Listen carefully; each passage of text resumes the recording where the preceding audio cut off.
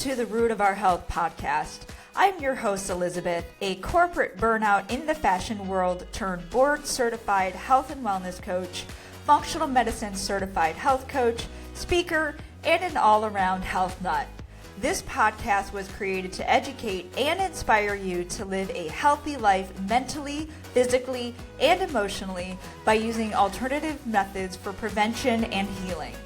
With a combination of solo episodes along with highly trustworthy professional guests, we get to the root cause of health-related issues to arm you with knowledge and tips for your well-being so you can live a life full of vitality no matter your age. Are you ready? Here we go.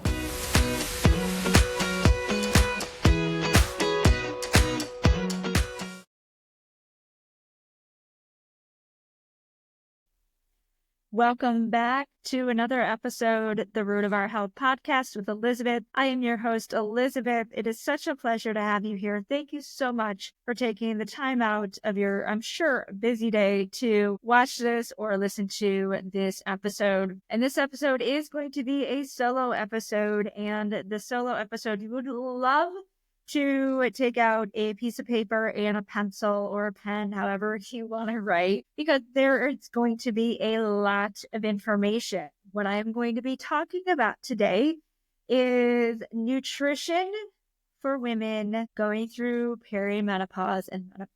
This has been such a topic out there because what do we eat, right? We think that we're doing the good thing in terms of eating healthy, but a lot of times, even those healthy foods are not helping us when we're in this transition phase.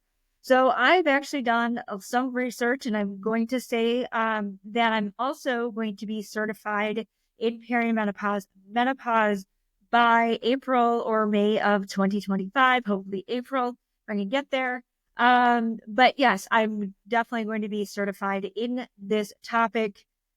So if you have any questions, anything further that you want to have guidance on, that you need goals worked on, please do reach out to me. Everything, links, and you can have a free coaching call. All of the links are going to be in the show notes. So please reference back there. But right now, again, I'm going to go through a lot of information.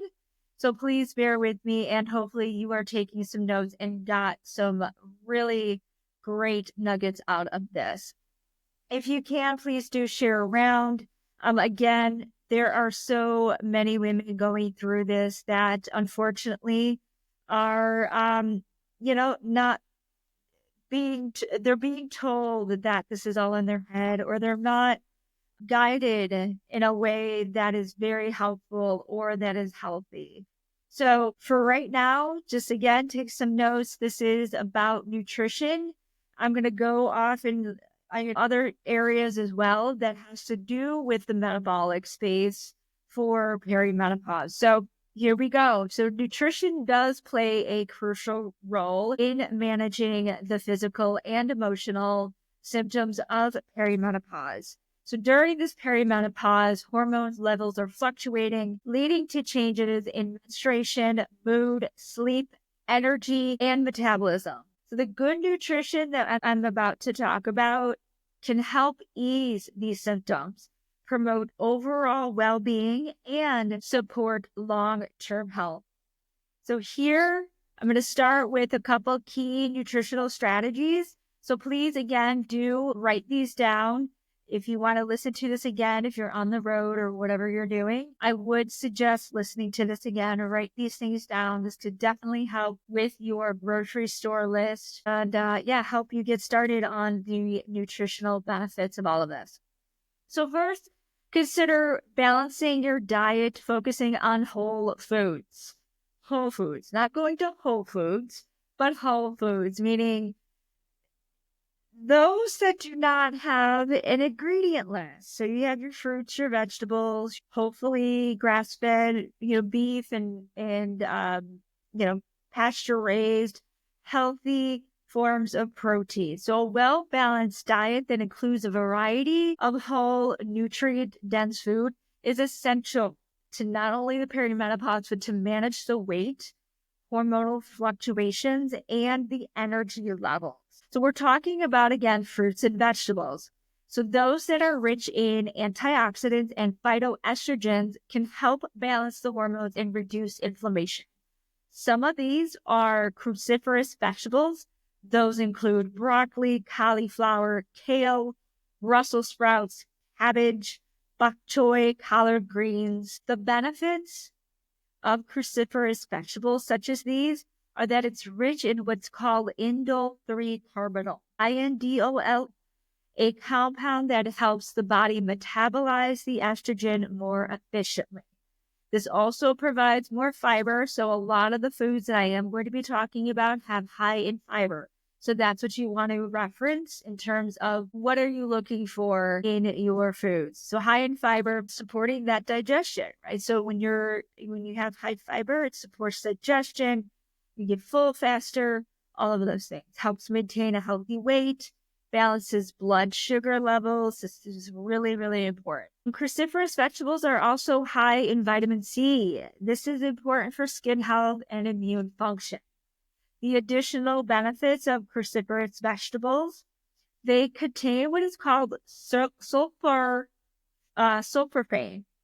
Say that fast 5 times. Sulforaphane. So, the smell of the broccoli and the cauliflower, well, that is sulfur, right? It's an antioxidant that helps reduce inflammation and protects against oxidative stress. So alongside the cruciferous vegetables, we have the leafy greens. So these are spinach, Swiss chard, arugula, mustard greens, and dandelion greens. I have not had any dandelion greens, so I can't tell you how they taste, but they are part of this leafy green vegetable category. Benefits of the leafy greens are that it is packed with essential minerals like calcium, magnesium. Now, magnesium is definitely needed, and I've been talking about magnesium and calcium, of course, but magnesium definitely needed in terms of supplement form. Now, we can get the magnesium in these leafy greens, but a lot of times they are not full of the magnesium, the amount of magnesium that we need, because of the soil that the greens are grown. Unfortunately, our soil is depleted of the magnesium. So you notice like the dry soil, that it's very crackly and dry. Well, you want that soil to be moist, and that moisture actually keeps the magnesium intact. So regenerative farms or farming, monocrop agriculture definitely does not have the magnesium. Where you want to get your leafy greens are from a farmer that is regenerative. So again, ask your farmer, go to a farmer's market, ask around, is this regenerative or is it monocrop? Because again, if it is monocrop and you're getting your leafy greens at the supermarket or in that is depleted, you will have to supplement your magnesium to get the amount that we are needing. Estrogen levels decline during perimenopause. We know this. So the leafy greens have the minerals that help protect against the bone loss and maintain strong bones. These leafy greens are also rich in folate, which is a B vitamin that plays a role in mood regulation. So if you are moody, if you are irritable or moody, this definitely helps. Get some more leafy greens, spinach, collard greens, things like that. Get more of that in your meals, and this will definitely help with the B vitamins and energy production. The additional benefits of leafy greens, that it is low in calories. I mean, you could eat so many of them. I gotta say this, whenever you put raw spinach and you cook it, you can literally put the whole bag, or container, and it comes out like this. It comes out very minimal. So yes, it is definitely low in calories because you can literally eat the whole bag of spinach and be fine. Okay. It is also high in fiber. Again, we're talking about the fiber that is needed, and stabilizing blood sugar levels. Again, the fiber helps with that. Sweet potatoes and other root vegetables are amazing. So other root vegetables are the carrots, the beets, parsnips, things like this. are amazing and they're colorful, right? So we're eating the rainbow at this point. So root vegetables are rich in complex carbohydrates. And a lot of times people shy away from carbs. I know, gosh, I don't want to increase my carbs.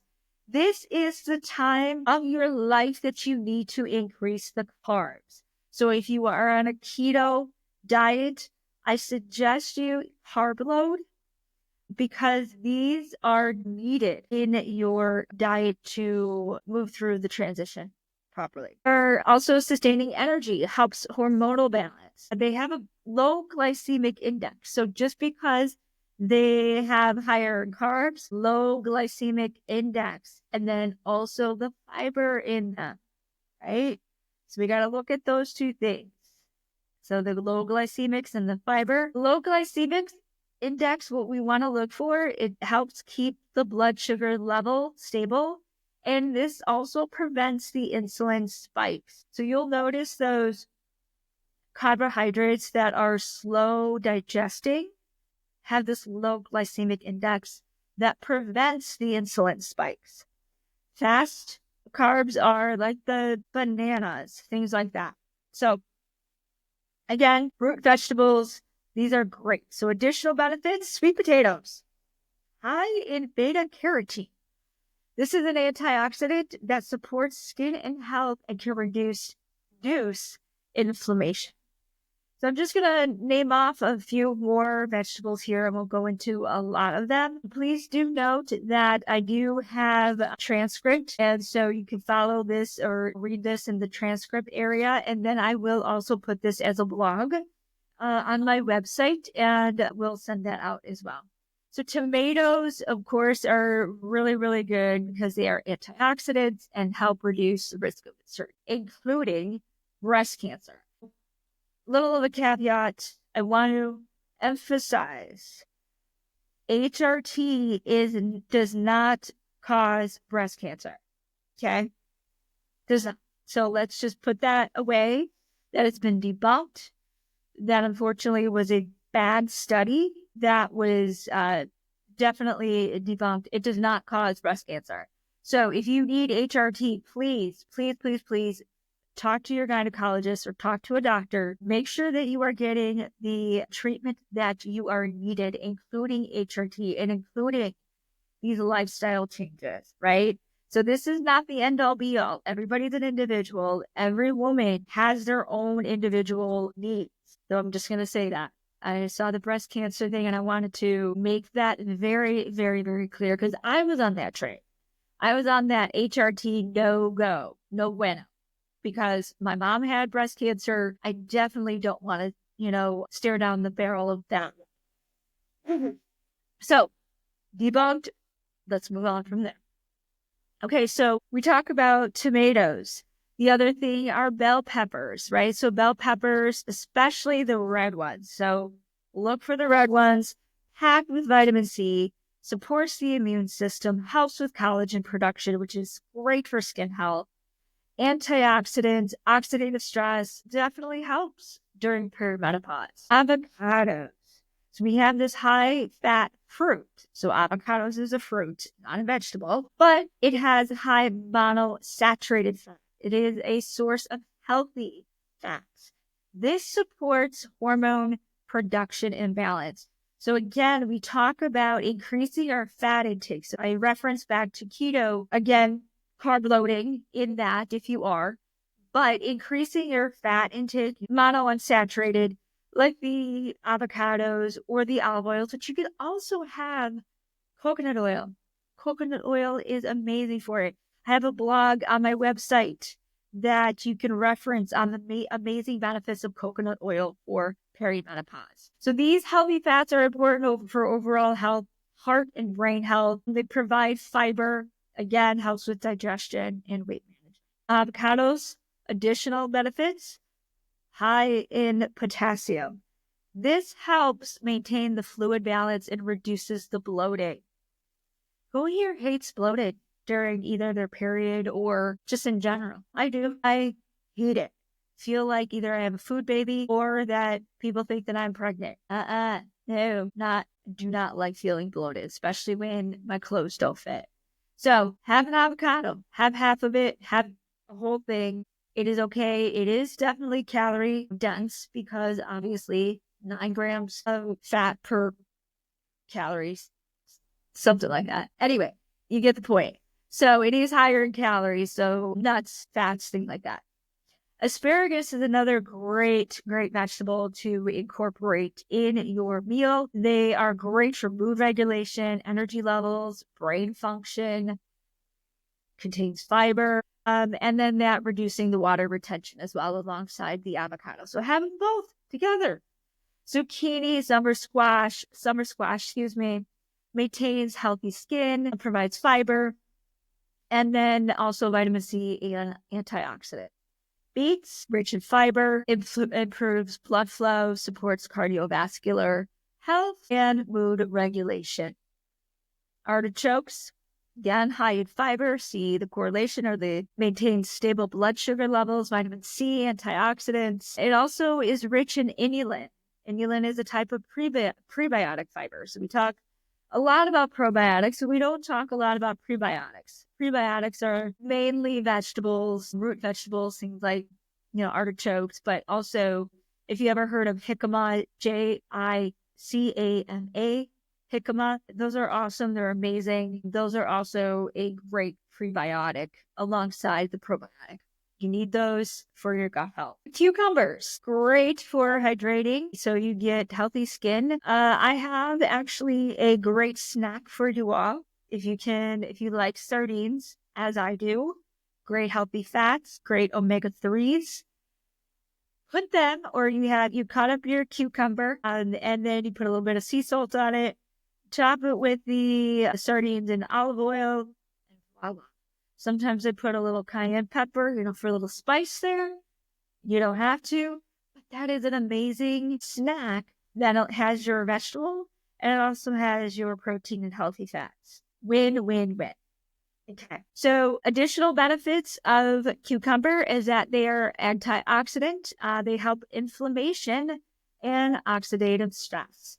So I've talked about a lot about vegetables, including avocado, which is a fruit. So now I'm going to go into whole grains, specifically those that are not sprayed with glyphosate. I'm going to say that again. Specifically those not sprayed with glyphosate. We talk about oats. We want to be very, very careful of the kind of oats that we are taking in. So sprouted oats, you can do organic, but again, just want to be very careful of those that are not sprayed with glyphosate. I will reference to a brand in the show notes. So please do, again, go back to the show notes, click on it. It is a link, and you will be taken towards those oats that are great and safe to ingest. Quinoa provides fiber to support digestion. It stabilizes the blood sugar, reduces the bloating. So those are your whole grains. I really like to stay in very, very minimal in that. So quinoa, really, oats, things like that, sprouted oats. Don't want to go too far into it. I will say, though, one type of bread that I will kind of get behind is the, now I'm forgetting what it is, the fermented one. Yeah, people at home listening to this, you are probably screaming what that is. Sourdough. Okay, sourdough bread. That is because, again, I say fermented. So that type of bread is better for you if you can make it. That is even 10 times better. But sourdough bread is amazing. That's just probably the better bread to have. Then we go into lean protein. Should have this really first because we, during perimenopause, need to increase our protein intake. At least 1 gram of protein per pound of body weight, or 1 gram of protein per pound of body weight goal. For example, I am 126. That's my body weight. I need to have at least 126 grams of protein a day. If you are 170, again, and you're not wanting to lose weight, you're fine. 170 grams of protein a day at least. If you wanted to build muscle, increase that, obviously it's 1.5 grams per pound. Okay. You want to lose weight, say you are 170, wanted to get to 140, 130, whatever that is. You want to have 130 grams of protein a day. So it's not the 170 at this point. It is what you want your goal weight to be. Okay. So hopefully that clears things up. I did talk about protein a lot in other podcast episodes. So please go to that. You'll definitely see it if it's talking about protein and menopause. So lean proteins, what are they? You want grass-fed, and I'm going to add here, if you can, grass-finished. So grass-fed, grass-finished beef, okay? Why grass-finished? Well, great that they are fed. They go out in the pasture, right? And they're fed that. But a lot of times, if they're not finished, if it's like they're in the barn or in the, whatever the stable, and then they go out to pasture, but then they have to go back in, that's still not a complete pasture or grass-fed, grass-finished beef. Again, this is where you have to do the information or the education yourself. Ask around, make sure you look at the packaging, grass-fed, grass-finished. It's not always going to be perfect. It's not always going to be easy. If you can get grass-fed, that's it. Please do. Okay? Wow. You are what you ate. What you eat ate, right? So grain, soy, wheat, grains, all of those to help fatten up the cows. They say no antibiotics, but how do you think what happens when cows are like this? What happens if you're in a room with, 50 other people against each other, coughing and eating and not having good nutrition? You get sick. So you have to get antibiotics to get healthier and feed, right? That is why you don't want factory farming a conventional beef in general. And this again goes for those who are vegans. Okay, we're not going to go there. Let's just stick with the lean proteins, but grass-fed and grass-finished if you can. Wild game. A lot of people have a hard time kind of thinking that wild game is a good thing to eat. Why not? Elk, venison.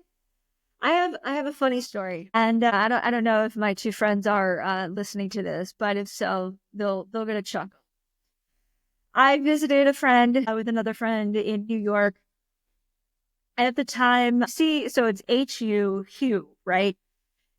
They have candy bars out, so you'll see Hue candy bars, okay? At the time, they had a storefront, or they had a restaurant. And also at the time of me visiting, I was paleo. So this is obviously increasing your meat consumption, the grass-fed, all of the, against the conventional, right? So you want to go where your Paleolithic ancestors were eating or ingesting or hunting or whatever it is. They had their elk, I forgot what it was. I think it was like elk loaf or elk meatloaf, right? And so that was the first time I had elk. And I had one of my friends try it. She was just like grossed out. The other one was not so grossed out, but it's not a normal everyday food group protein that everybody eats. You can find it at Fresh Time. You can find it at Whole Foods, venison, elk. There's others that are out there, right? You could also find it at butcher shop, things like that. Hunters, if you have a hunter friend, if you hunt, whatever the case may be, you have elk, you have venison. Delicious. Some of it is very hard to, like the venison or the elk itself, I think it's either one, I forget which one it is. It's really hard to make hamburgers out of. So you just want to do like the chopped up ground beef or the chopped up ground, right? Just because of the consistency, it's really weird. All right. I digress on that one. So those are the wild game that you want to also add into your lean protein. And then you have your chicken, your fish, your tofu, tempeh, if you're vegan, legumes. So this supports the muscle mass as well. Just be careful because the legumes are high in fiber.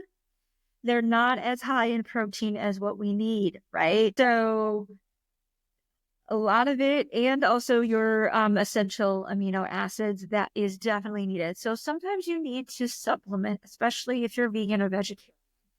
I hate to say it, but we definitely need the essential amino acids in order to get the sufficient protein that is needed for not only muscles, but strong bones and everything. So why protein, right? Well, it is alleviating many of the symptoms associated with the weight gain, muscle loss, number one, and decreasing in energy levels. Phytoestrogens are another type of food that we wanted to increase in our life during this time. They are plant compounds that mimic estrogen in the body. This eases some of the hormonal fluctuations of that perimenopause. This includes fermented soy, which is fermented soy. So it's miso, tempeh, tofu, things like that. Flax seeds, lentils, chickpeas, things like that. So those are phytoestrogens that we want to increase in our meals. So I've actually increased some lentils, and I've always had tempeh, or I'll increase that too. Tempeh is great in protein and fiber. So if you can get around the consistency of it, if you know how to make it, that is a staple that you should have alongside, your other proteins. So let's move away from the protein, and we're going to talk about calcium and vitamin D. Screaming from the mountaintops about vitamin D for the longest time. So this is no different. We all need vitamin D, and especially during perimenopause. Please do get your supplement in vitamin D. We say that, oh my gosh, I see the sun out there. It is right now, December 7th, as I'm recording this. The sun is not close enough to us to get the amount of vitamin D that is needed. Yes, we need to go out in the sun, but it is not the time of year that this vitamin D is going to be penetrating in our skin. This is why we need to supplement, especially states that are colder, the Midwest, northern, things like that. We definitely need to supplement. So calcium and vitamin D, as estrogen levels are declining, bone density can decrease. So this is a risk of osteoporosis. I just got off the phone with somebody that has osteoporosis. And we're kind of going through, obviously, building the muscle back up, building her energy or her strength, right? So calcium and vitamin D are supporting the bone health. Calcium is great for bone health. Good sources of this are dairy products. Now, if you can, oat's milk does not have a lot of calcium in it, but if you can have the cow's milk, please do have grass-fed cow's milk. Fairlife, which is a little iffy, but I do drink Fairlife just because of protein. You can have Greek yogurt, cottage cheese, goat's cheese, things like that. Other forms that are not dairy or leafy greens, like we talked about, the kale, the broccoli, fish that has bones, which is the sardines, the salmon, beautiful in calcium. And then the vitamin D will help with the calcium absorption. So you want to have those two together. So again, sun exposure is recommended, but foods like fatty fish, which is the salmon, the mackerel, egg yolks, these all have vitamin D as well. And then check your levels. Please make sure that you have enough sufficient vitamin D levels. If not, you're going to have to supplement. Okay. So then we're going into the healthy fats, as I mentioned before. Avocados, one of them, great to have. And then you have your omega-3 fatty acids, like the fatty fish that we just talked about, salmon, mackerel, all of those things. But do we think about seeds? What about chia seeds, flax seeds? These are actually great sources of protein that are also high in fat, right? Walnuts, not so high in protein, but definitely the fat sources are great as well. This is great for improving mood and reducing the inflammation. Moving on from foods, let's talk about hydration. Water. Speaking of which, I need to have some, but I won't right now. Water is super, super important. Okay. I'm not going to tell you how much you should drink. I would say no less than 48 ounces. That is actually the bare minimum. If you can get 64, then it's just amazing. 64 and above, but no less than 48. Okay. I know I've been coaching some people that can't even get 16 ounces or get only 16. This is not good. You need to flush out the kidneys, but it's also great for your skin, right? So our skin tends to get dry and dry as we not only age, but as we are losing estrogen. So we need to replenish and hydrate. So I say to you, please, please, please have that water next to you all the time. And also, if you are drinking a lot of water, please also make sure that you are having some form of electrolytes in, bottle or something like that.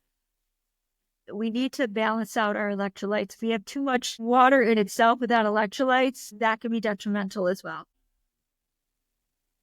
Herbal teas, so chamomile, things like that. I like green tea. So that does have caffeine. So you would want to have that in the morning versus at night.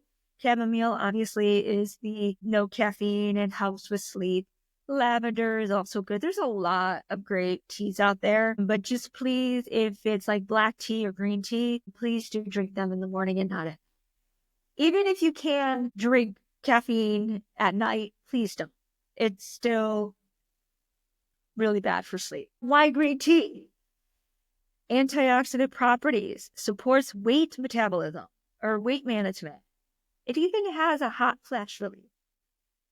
So if you can have green tea with a little bit of honey, presto, you got it. It also helps with mood stabilization, bone health, cardiovascular support. I talked a little bit about B vitamins. We definitely need these vitamins to be sufficient. I, for one, was deficient back in 2019, got my test, and this was when I had low thyroid or adrenal dysfunction, all of that. B vitamin. What? So no wonder why I was super, super, super tired in the afternoon, wanting that caffeine. So if you feel like that, check your Bs, check your B vitamins, your levels, your iron, those things. That could be the culprit. So please do check that. Hormonal fluctuation can affect the mood and energy levels, and the B vitamins, especially B6, B12, and folate, play a role in the production of mood regulating neurotransmitters and in energy metabolisms. So obviously, I supplement, even though I eat these things that I'm about to mention that are high in B vitamins, just because of it's called methylation, right? So I do not. It's a different form of digesting. So it's methyl B vitamins, right? So, but if you can ingest it and take in these B vitamins, please do have them first in foods. So your whole grains, your leafy greens, the eggs, the poultry, fish, legumes, all of these B vitamins.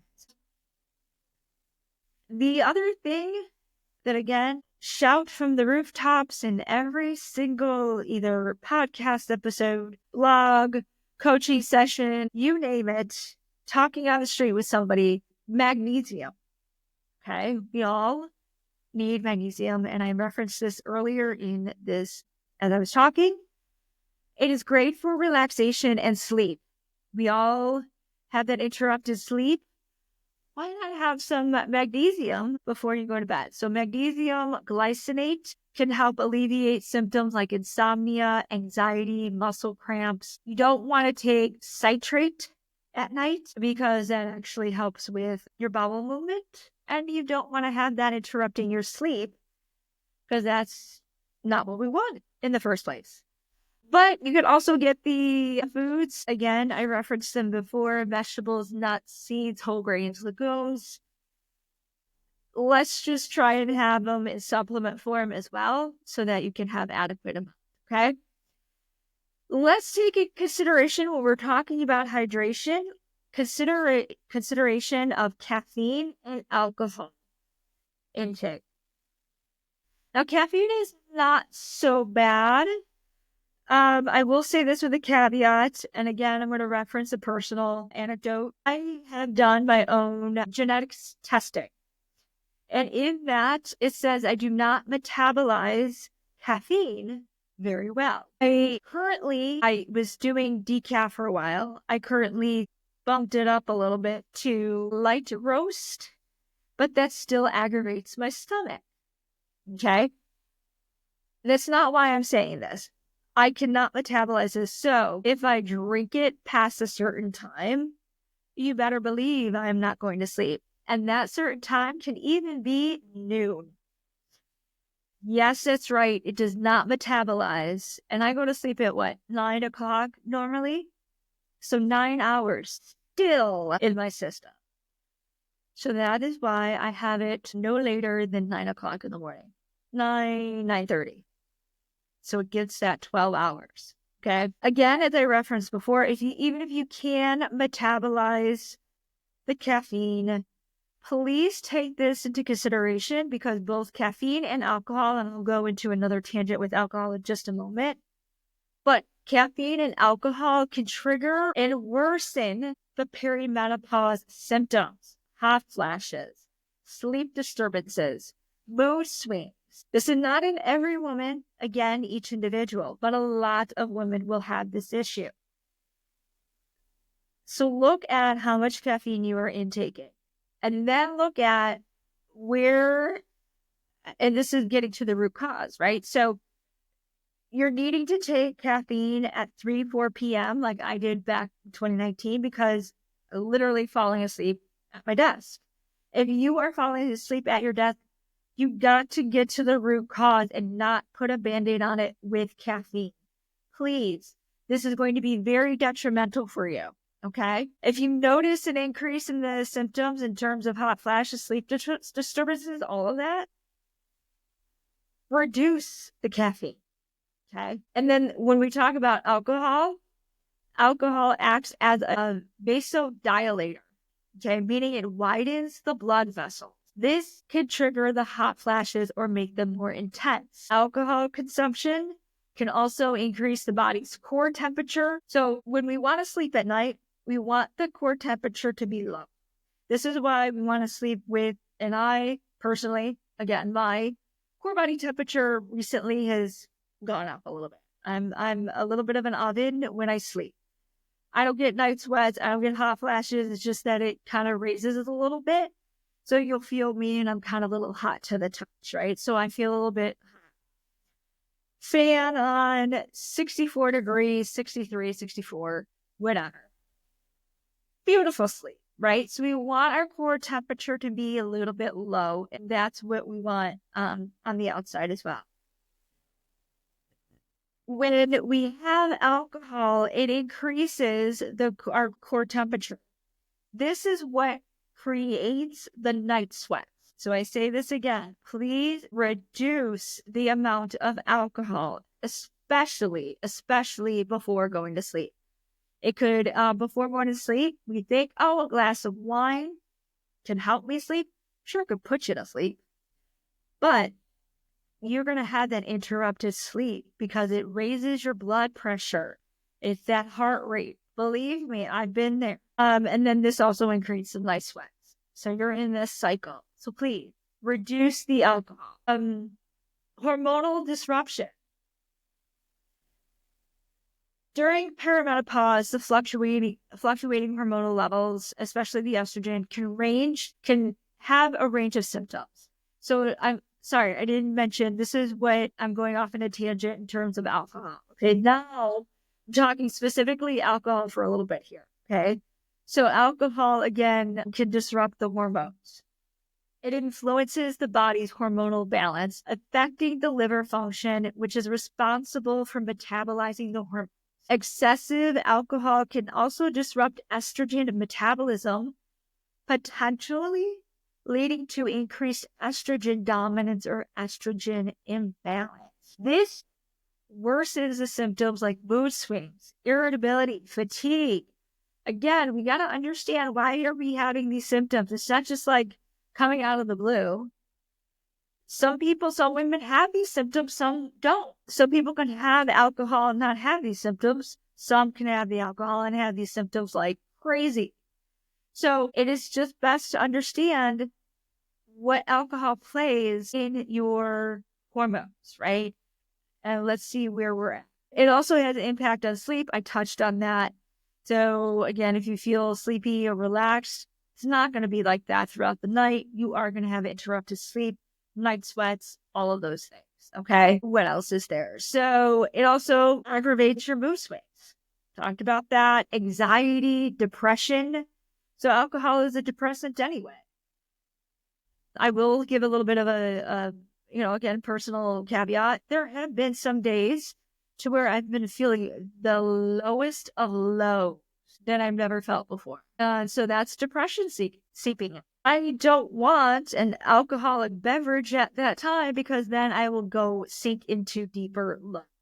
And you do not want that. So we want to avoid depression, anxiety, all of those things. And alcohol can definitely exacerbate all of this. Drinking alcohol can also interfere with the neurotransmitters in the brain, serotonin and dopamine. Two things we want to have increased, not decreased. Those two things help regulate our mood. I mean, I can't tell you how many times one day I am like energy, I feel amazing. The next day I'm feeling like crap. And I feel like meh, and I just don't want to deal with the world. Okay. Now, I don't have any alcohol, but I know that alcohol can, again, exacerbate this, right? So having alcohol makes you more susceptible to emotional instability. Again, high anxiety, depressive symptoms.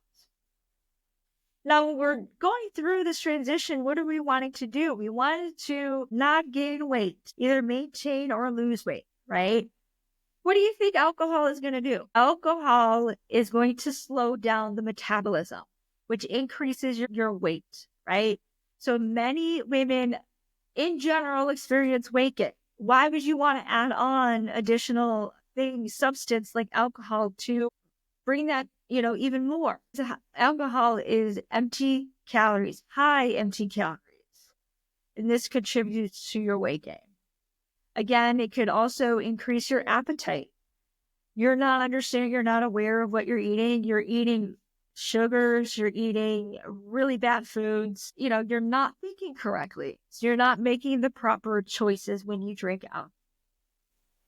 Another thing that alcohol is a dysregulation is bone health. Talked about when you go through perimenopause, our bone is decreasing. So density is decreasing. And this leads to osteoporosis. So why, again, would you want to increase your or decrease your bone health even more? Interferes the ability to absorb the calcium, which I said just a few minutes ago was very, very important to take. So having the alcohol, and if you're taking calcium, well, that calcium is no-go. You're not getting any of it because your alcohol intake is just overriding. Okay. Vitamin D, same thing. There's also been studies, and I talked about this in another episode that I did fully on alcohol, is increased risk of breast cancer. And that is one of the reasons, one of the many, but probably the main reason why I did quit drinking for the most part. I cut it out a lot. I drink here and there, very, very, very small, very minimal. Probably had, I think, 4 drinks in, 16, 18 months, something like that, 16 months. I do not want to increase my risk of breast cancer anymore. And I don't want you to either. And there have been studies, scientific proof, that alcohol increases the risk of breast cancer. And when we are going through this hormonal change, our increase of the risk of breast cancer is even more so. So again, I'm going to say this over and over, decrease your intake of alcohol. Another thing that alcohol plays a role in is your digestive health and gut issues. Another personal anecdote story, 2 times that I've got sick in the last decade or so, I want to say, only 2 times, COVID and then just the flu. Well, stress, but alcohol, huge role. Alcohol played that role, huge, because it impacts your digestive health, gut issues, leads to bloating, constipation, gut inflammation, all of these things. So please know that. Okay, dehydration, we already talked about that. You know darn well that intake of alcohol is a dehydrating thing. We need to increase our water intake. I think I'm just going to stop right there in terms of alcohol. I have more, but reference back into that. I don't want to cause any more. Anyway, so we're going to just move on from there. Other things that you can add in. So we talked about alcohol depleting or having your gut issues. Adding probiotics. Again, talked about prebiotic foods, right? Have those probiotics for your gut health. Gut health becomes more important as hormone fluctuates during perimenopause. Like bloating, constipation, gas is common. So incorporating fermented foods such as yogurt, kefir, miso soup, things like that can help, really. And also probiotic supplement. So those probiotic supplements live in the fridge for a reason. They have cultures in there that are very, very healthy to the gut, which we need to have back in homeostasis, not dysregulated. Okay. And last but certainly not least, this is probably number one, ding, ding, ding, key thing that we need to incorporate as we're going through perimenopause. Managing stress. I'm not going to tell you to meditate. I'm not going to tell you to do yoga. I'm not going to tell you to deep breathe. I'm not going to tell you to journal. But if you can do these things, amazing. I'm also going to tell you that there are foods that can also help. There are also ways you can eat your food, being mindful, that can help manage stress. When we're stressed in the moment, we tend to lose our focus. Our amygdala shuts down. We're not thinking properly, making bad decisions. And that incorporates, again, higher cortisol, higher stress, inflammation, all of those things. Circle, right? It goes around, depletes the vitamins and the minerals that you're already getting in. So please try and do as much as you can to manage your stress, whatever that looks like for you. If you need to reach out to somebody to guide you through that on a daily basis, then go ahead, or a weekly basis so you can implement it in your daily life, right? Again, meditation, being grateful, having a gratitude journal. I can't tell you how many times I've gone through some stressful situation and then I sit back and in these situations, kind of step back and be like, for example, I'm going to give one that just popped in my head. You know, sometimes when I travel, I get in these moments where I'm like, oh my gosh, there's traffic. Or not only that, but I'm so tired. I'm so exhausted, right? I just don't want to drive anymore. But I'm driving. And then on the other side, I see that there's an accident and there are miles and miles of traffic. What do I say? I am so grateful I'm not on that other side. So giving that, obviously changing the perspective of, I don't want to drive, I'm so tired, this and that, but things can get worse. So that helps change the perspective in anything. And that could also help you manage your stress, is be grateful for what you meditate, things like that. Be grateful for your health. Be grateful for tuning in and watching this and getting educated. because this could also help you move through this transition a little bit healthier, or at least get an understanding what you can do and how you can do it and who to reach out to, right? So that's, again, why I do this podcast, is education. So try to manage your stress as much as possible. This will also help your weight. It'll help your mind. It'll just help you in general, mood swings, all of that. Okay. So everything that I have told you, nutrition wise, stress wise, things like that, they are very, very important when we are going through perimenopause and into the menopause and postmenopause phase. Okay. So again, reach out to me if you need any further guidance or assistance in this, and please do share this around. And until next time, you are worth it. Thank you so much. Take care.